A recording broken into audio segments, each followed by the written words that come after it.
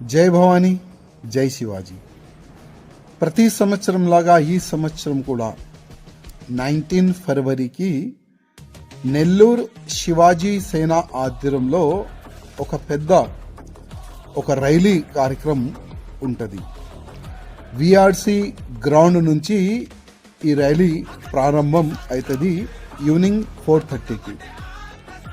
ప్రతి సంవత్సరం మన హిందూ కార్యకర్తలు ఈ రైలీలో పాల్గొంటారు.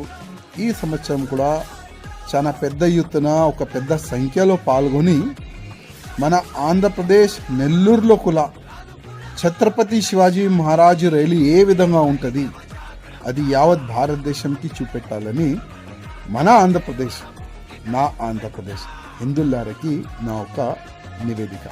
భారత్ మాతాకి జై, జై శ్రీరామ్.